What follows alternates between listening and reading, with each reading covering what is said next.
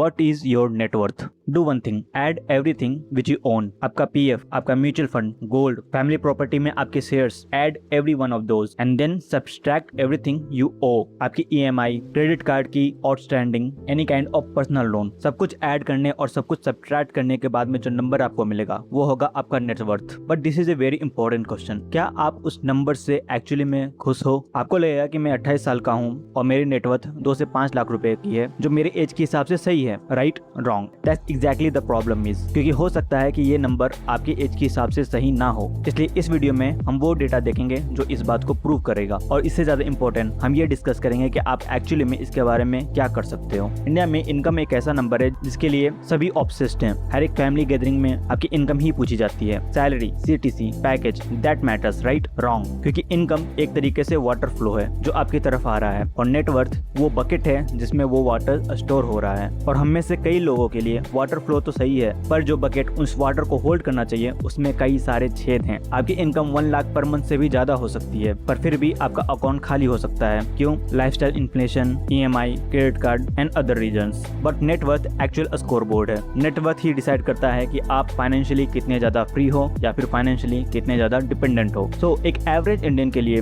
Net worth कितनी है? और यहाँ पे एक बहुत ही इंटरेस्टिंग और अनकंफर्टेबल डेटा आता है। According to UBS Global Wealth Report 2025, India की जो मीडियन वेल्थ पर एडल्ट है वो है 2.5 लाख। That's it. और ये नंबर एक टिपिकल इंडियन एडल्ट का है, ये एवरेज नहीं है, क्योंकि एवरेज नंबर काफी ज्यादा स्क्यूड होता है, क्योंकि उसमें कई सारे बिलियनर्स, मिलियनर्स का भी डेटा इंक्लूडेड होता है। दिस इज मीडियन, जो एक टिपिकल इंडियन एडल्ट का नेट वेल्थ हमें बताता है। इंडिया वर्ल्ड की 8th मोस्ट अनइक्वल कंट्री है। 2024 में एवरेज वेल्थ पर एडल्ट कम हुई थी, यानी कि rich got richer but everyone else didn't. तो अगर आपसे कोई कहे कि इंडिया ग्रो कर रहा है तो वो गलत नहीं है। हाँ, इंडिया ग्रो कर रहा है, पर शायद आपके लिए नहीं, until and unless you do something intentional about it. So here is the number, और ये सारे नंबर्स यूबीएस डेटा, सभी हाउस होल्ड फाइनेंशियल रिपोर्ट और आरबीआई के डेटा से मिलकर के बना है। So under the age of 25, a median person have the net worth of 0 to 50,000, जो कि काफी ज्यादा एक्सपेक्टेड भी है, क्योंकि इस एज तक आप अभी अपना करियर सिर्फ शुरू करते हो, और करियर के स्टार्टिंग में आपके पास कुछ ना होना, जीरो बैलेंस होना एक्सपेक्टेड है।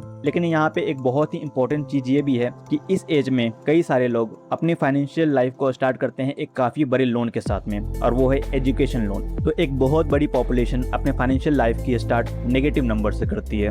Now by the age of 25 to 30, median net worth is 1 to 4 lakh. इस टाइम तक आप ऑलरेडी करीब 5 साल से काम कर रहे होते हो। तो अगर आप इस कैटेगरी में हो और आपकी नेटवर्थ है लेट्स से 3 लाख, तो congratulation, you are already ahead of most of the people. But लेकिन यहाँ पे एक चीज सोचने वाली बात है। लेट्स सपोज आपकी एनुअल इनकम सिर्फ 5 लाख ही है और आप पिछले 5 साल से काम कर रहे हो, तो टोटल आपने अपने लाइफ में 25 लाख की इनकम करी है। बट उस 25 लाख की इनकम में आपकी सेविंग है सिर्फ 3 लाख। बाकी इनकम कहाँ गई? मेरे ख्याल से ये आपको सोचना चाहिए। Now by the age of 30 to 35, the median net worth is 5 to 15 lakh. ये एक ऐसा टाइम है जहाँ पे डिसिप्लिन और इनडिसिप्लिन लोगों की जो गैप है वो बड़ा होने लगता है, क्योंकि अगर कोई व्यक्ति 25 साल की उम्र में 10,000 रुपए की SIP स्टार्ट करता है तो वो 35 की एज तक आराम से 9 से 10 लाख का नेटवर्थ क्रिएट कर चुका होगा। और जिस व्यक्ति ने 25 की एज में स्टार्ट नहीं किया होगा उसके पास नेटवर्थ के लिए सिर्फ अपना सेविंग अकाउंट होगा और PF अकाउंट होगा। By the age of 35 to 45, median net worth is 15 to 40 lakh.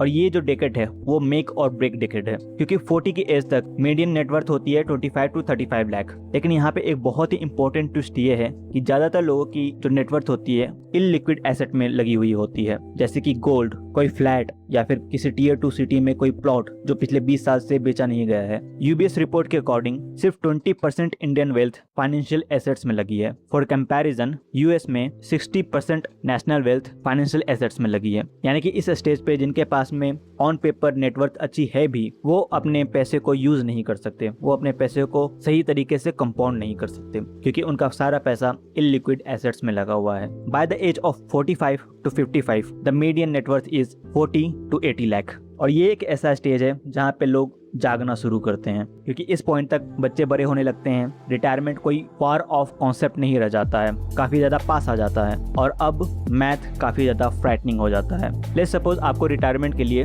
60,000 per month की नीड है आज के वैल्यू के हिसाब से, तो अगले 20 साल बाद जब आप एक्चुअली में रिटायर हो चुके होगे एट द एज ऑफ 65, आपको हर मंथ 1.9 लाख की जरूरत पड़ेगी। क्यों? क्योंकि इन्फ्लेशन 6% से ग्रो हो रहा होगा और 1.9 लाख पर मंथ की पैसिव इनकम के लिए आपके पास में टोटल इन्वेस्टमेंट होना चाहिए 3.8 करोड़ का। अब कितने लोग हैं जो अपने लेट 40s में हैं या फिर अर्ली 50s में हैं और जिनके पास 3 to 4 करोड़ का नेटवर्थ है? बहुत ज्यादा नहीं। Now by the age of 55 to 65 the median net worth is 60 lakh to 1.2 crore and this is the time when it is too late to panic. और यहाँ पर 60 लाख to 1.2 करोड़ सुन के काफी ज्यादा बड़ा अमाउंट लगता है, बट एक्चुअली में यहाँ पर भी ज्यादातर अमाउंट इलिक्विड एसेट्स में लगा हुआ होता है, जैसे कि प्रॉपर्टी, गोल्ड, फ्लैट, और जो लिक्विड अमाउंट होता है वो होता है सिर्फ और सिर्फ 15 to 20 लाख। अब ये नंबर सुनने में थोड़े से डिप्रेसिंग लगते हैं, पर इसका रीजन क्या है? क्यों बहुत ज्यादा इंटेलिजेंट और हार्ड वर्किंग लोग भी इतने ज्यादा पीछे रह जाते हैं? और इसके टोटल 3 कारण हैं। पहला, पीपल कंफ्यूज लाइफस्टाइल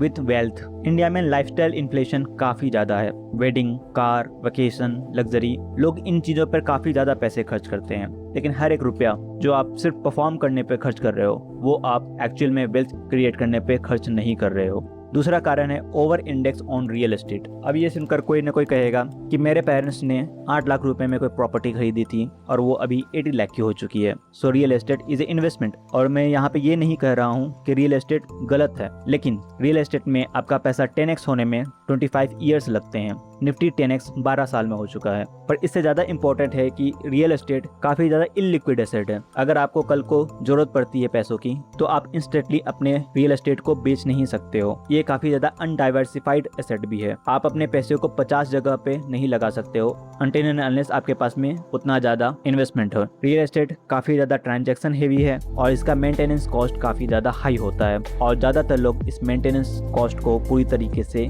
भूल जाते हैं, इग्नोर कर देते हैं। Now the third reason is we start too late. लोगों को लगता है कि मैं बाद में स्टार्ट कर लूंगा, जब होम लोन पूरा हो जाएगा तब स्टार्ट करूंगा, जब अगला प्रमोशन आ जाएगा तब स्टार्ट करूंगा, या फिर कोई बेटर जॉब मिल जाएगी तब स्टार्ट करूंगा।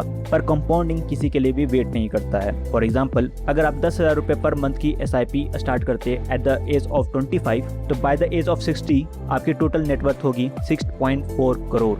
लेकिन यही 10,000 रुपए की SIP अगर आप 35 की एज में स्टार्ट करते हो तो बाय द एज ऑफ 60 आपकी नेटवर्थ होगी 1.89 करोड़। टोटल 4.5 करोड़ का डिफरेंस। इन्वेस्टमेंट अमाउंट सेम था, रिटर्न ऑन इन्वेस्टमेंट सेम था, बस स्टार्ट करने की डेट अलग थी। और 4.5 crore rupees is the price which you pay for the delay, for procrastination. अब एक्चुअली में बेटर नंबर होना क्या चाहिए, तो वो डिस्कस करते हैं कि एक्चुअली में बेटर नंबर क्या होना चाहिए। और ये जो नंबर मैं बताने वाला हूँ वो कोई फैंटेसी नंबर नहीं है, वो काफी ज्यादा अचीवेबल है with basic financial decision and financial discipline. So by the age of 25, you should have 3 to 6 month of your salary. यानी कि अगर आपकी एनुअल इनकम है 6 लाख रुपीस तो आपके पास में सेविंग में होनी चाहिए 1.5 lakh to 3 lakh rupees. By the age of 30, you should have 1 time of your annual income. यानी कि अगर आपका एनुअल इनकम 12 लाख का है तो आपके पास में 12 लाख रुपए सेविंग में भी या फिर इन्वेस्टमेंट में भी होने चाहिए। By the age of 35 you should have 2 to 3 times of your annual income. यानी कि अगर आपकी इनकम 18 लाख है तो आपकी टोटल नेटवर्थ होनी चाहिए